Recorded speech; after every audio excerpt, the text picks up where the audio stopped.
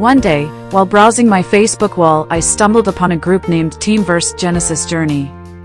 Intrigued by the name, I joined willingly, hoping to explore its content further. To my delight, the members of this group were actively sharing messages filled with God's love and wisdom.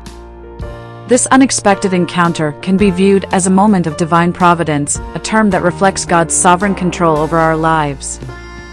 The group's focus on spirituality and community aligns with the idea that even seemingly mundane activities can lead to profound experiences when approached with an open heart. Joining Teamverse Genesis Journey has transformed my engagement with social media from a passive activity into an active spiritual adventure. The shared reflections, often drawn from biblical texts, helps deepen my understanding of faith. This group has not only reinforced my commitment to faith, but has also fostered meaningful connections among like-minded individuals.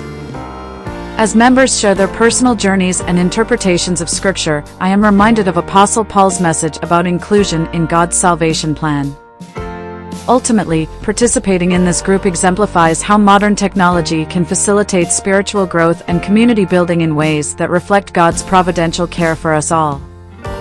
Thank you, and may the Lord be praised and glorified.